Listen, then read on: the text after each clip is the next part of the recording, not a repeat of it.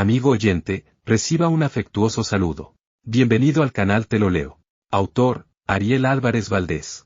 Libro, ¿Quién era la serpiente del paraíso? Y otras 19 preguntas sobre la Biblia. Capítulo 3, ¿por qué Dios ordenó a Abraham matar a su hijo Isaac? Subtítulo, una orden sangrienta. Uno de los relatos más desgarradores de la Biblia es aquel en el que Dios le pide a Abraham que mate a su hijo Isaac y se lo ofrezca como sacrificio. Según el Génesis 22, 1 al 19, una noche se le presentó Dios a Abraham y para ponerlo a prueba le dijo, toma a tu hijo, a tu único hijo, al hijo que tanto amas, y llévalo a la región de Moria para ofrecérmelo en holocausto, es decir, sacrificarlo despedazándolo y quemándolo totalmente.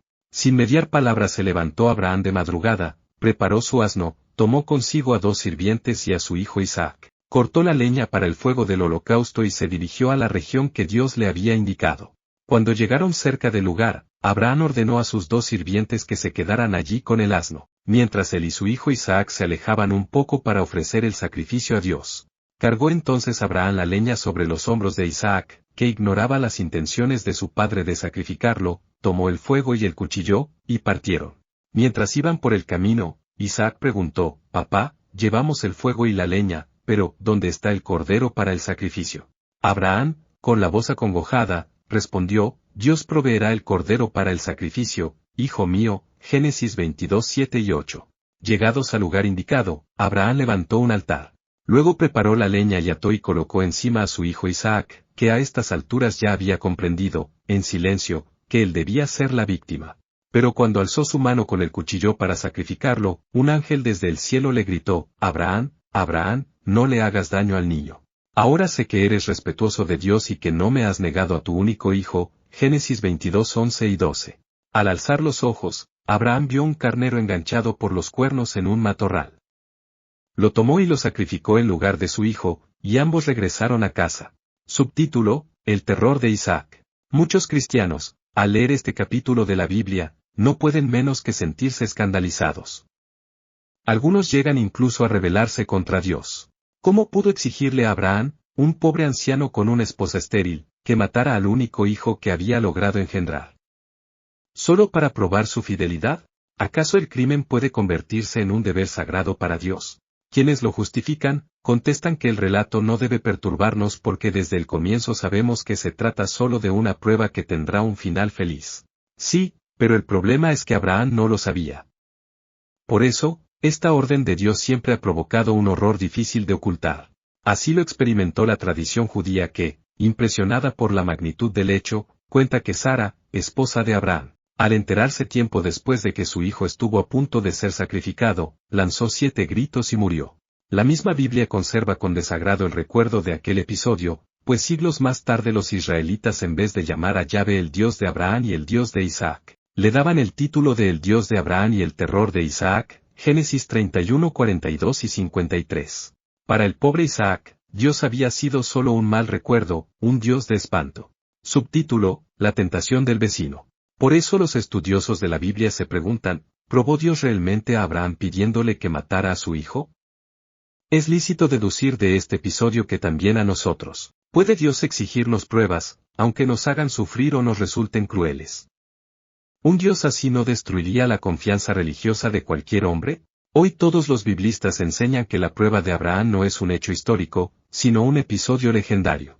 Pero aun en el supuesto caso de que hubiera existido, lo importante es averiguar qué enseñanza quiere dejarnos, es decir, con qué finalidad fue incluido en la Biblia. Y aquí viene lo lamentable, los lectores siempre han creído que la enseñanza del relato está en los primeros versículos, donde se dice que Dios quiso poner a prueba a Abraham, cuando en realidad está en los últimos versículos, es decir, en la orden de no matar al niño. En efecto, quien compuso la narración buscaba simplemente enseñarnos que a Dios no le agradan los sacrificios humanos. Subtítulo, Tentados de imitar. Para entender mejor el relato, debemos tener presente que los sacrificios humanos eran una costumbre muy extendida en muchos pueblos de la antigüedad. Por supuesto, también en los pueblos limítrofes con Israel, como los cananeos, amonitas, moabitas y edomitas, solía sacrificarse a los niños degollándolos o quemándolos vivos, para luego presentarlos como ofrenda a sus dioses. Los motivos de los sacrificios eran muy diversos, para pedir el fin de una sequía, de una esterilidad, del hambre, o el éxito de una guerra. Cualquier necesidad o angustia por la que alguien atravesaba, era motivo para ofrecer a la divinidad lo más valioso que tenía, sus propios hijos. Lo que justificaba semejante crueldad era la idea de que la voluntad de los dioses estaba por encima de cualquier otra cosa, aun de la misma felicidad humana. Cuando los israelitas se hallaban en Canaán, en contacto con sus vecinos, pudieron conocer los ritos macabros que éstos practicaban. Y la tentación de imitarlos fue enorme. Pensaban que al ofrecerle a Dios algo tan importante como el propio Hijo, recibirían de él mucho. Era una enorme muestra de fe en Dios. Subtítulo: Un cordero por un niño. Al principio los israelitas practicaron estas costumbres sangrientas, pero el correr de los años les fue mostrando que su Dios, Yahvé, era distinto a los demás dioses. Que no le agradaban los sacrificios humanos. Que amaba la vida y no la muerte de los niños. Por lo tanto, no toleraba que se los matara ni se los quemara. No es que Yahvé despreciara a los niños hebreos y no los aceptara. Claro que los amaba. Especialmente al hijo mayor varón de toda familia, que era lo más valioso que se tenía. Pero Yahvé prefería el sacrificio de un animal en lugar de la muerte de un niño. De este modo, poco a poco fueron modificando la costumbre de matar a los niños y crearon en su lugar el rito del rescate, que consistía en sacrificar, en reemplazo de ellos, un corderito como ofrenda, Éxodo 13:12 al 15. Y para erradicar definitivamente esta práctica sanguinaria, incluyeron entre las leyes de Moisés la prohibición del sacrificio de niños. No sacrificarás ningún hijo tuyo a Moloc, dios de los amonitas, Levítico 18 y 21. Para quienes no cumplieran con esto, estableció la pena de muerte. Si un israelita o un extranjero sacrifica a uno de sus hijos a Moloc, lo matarás. Todo el pueblo lo lapidará. Y si el pueblo no lo mata, yo mismo lo exterminaré a él de en medio del pueblo, Levítico 22 al 5. Subtítulo: El monte del escándalo. La convicción de que Yahvé no aceptaba sacrificios humanos constituyó una idea revolucionaria para aquella época y significó un avance religioso y cultural sin precedentes. No obstante, los israelitas nunca asumieron esta idea del todo. Una y otra vez, a lo largo de su historia, se dejaron llevar por sus vecinos y cayeron en la tentación de practicar tales ritos. Así, la Biblia nos relata que Jefté, uno de los jueces de Israel, al volver cierto día de una batalla, le prometió a Dios imprudentemente, en agradecimiento por su reciente victoria, que iba a ofrecerle como holocausto al primero que le saliera a recibirlo en la puerta de su casa. Desgraciadamente la primera en aparecer fue su única hija, a quien el pobre Jefté profundamente entristecido tuvo que matar y quemar, Jueces 11:29 al 40. También la Biblia nos cuenta que Salomón, influido por sus esposas extranjeras, construyó sobre un monte, al sudeste de Jerusalén, un templo al dios moabita Quemos, en donde se hacían sacrificios humanos. Primera de Reyes 11:7. Por esto, el lugar fue llamado posteriormente el Monte del Escándalo. Subtítulo: Para Abraham, lo que era de todos. Pero hubo más. Los israelitas, siguiendo los pasos de Salomón, levantaron en el valle de Ginem, al sur de Jerusalén, un lugar llamado Tofet en donde sacrificaban niños en hornos ardientes. También el rey Ahaz, de Judá, cayó en la misma tentación e incineró a su propio hijo como ofrenda al dios Moloc. Otro monarca, llamado Manasés, siguió el mismo camino.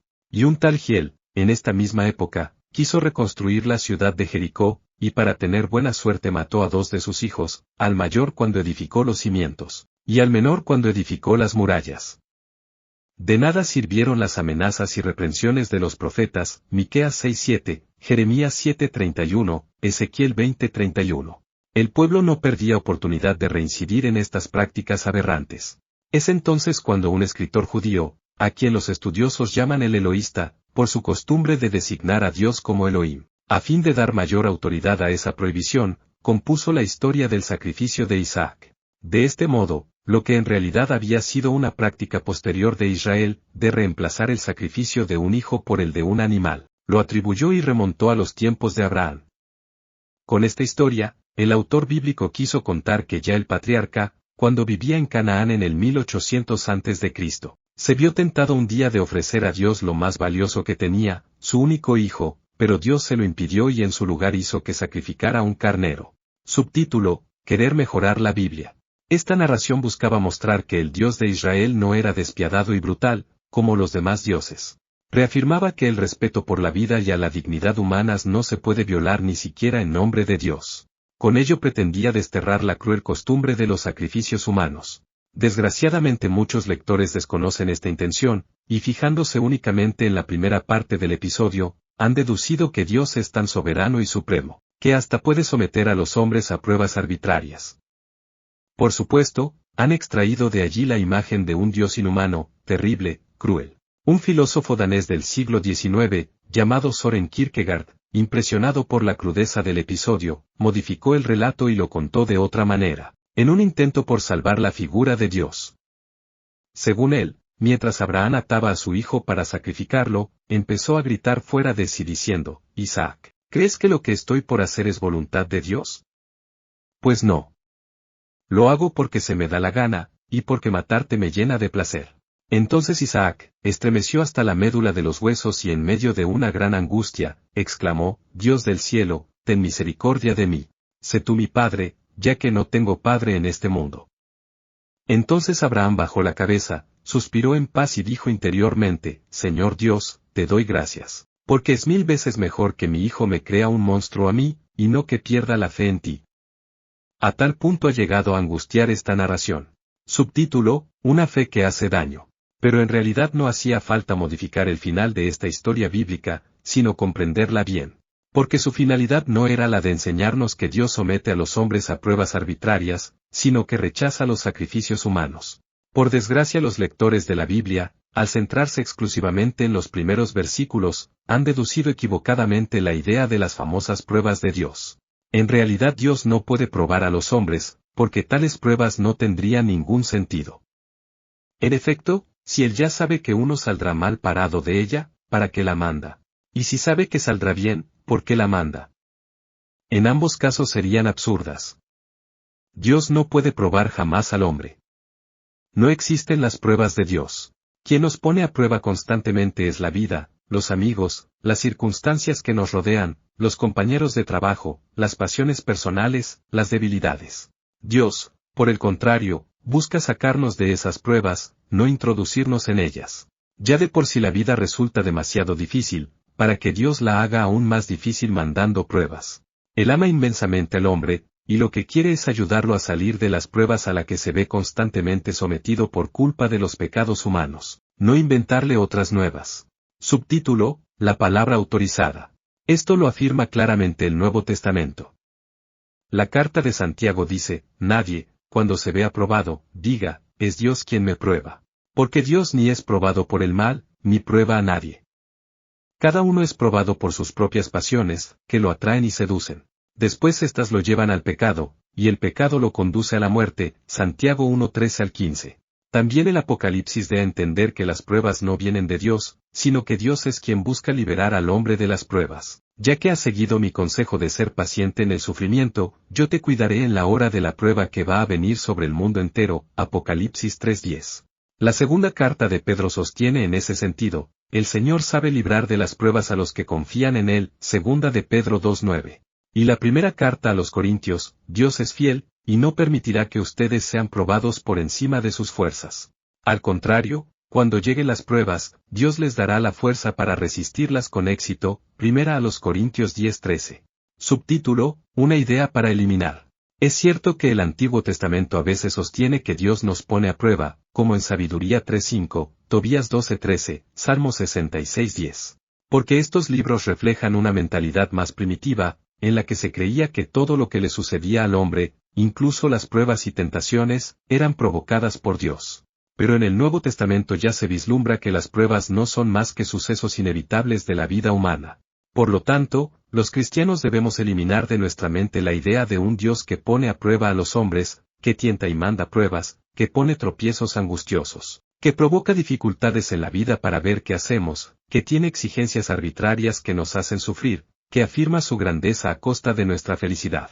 Debemos eliminar de nuestra fe la imagen del Dios tremendo, el terror de Isaac, y convencernos de que únicamente existe el Dios Abba, es decir, Papá, el que predicó Jesús. Un Dios que sufre con nosotros cuando la vida nos trata duramente y que busca solo nuestro bien, nuestra realización, nuestra felicidad. Mucha gente tiene miedo de pedir a Dios, hágase tu voluntad.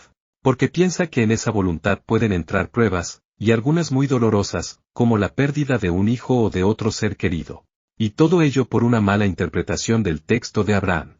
Pedir a Dios que se haga su voluntad es pedir, justamente, que nunca tengamos problemas, ni contratiempos, ni sufrimientos. Porque esa es la voluntad de Dios sobre nosotros. Jamás puede entrar en el querer de Dios una desgracia. Leer el texto del sacrificio de Isaac desde esta perspectiva, aparte de una gran muestra de respeto por la Biblia, sería haber descubierto al Dios amor, al Dios que quiere a los niños, al Dios de la vida, en una palabra, al Dios de Jesucristo.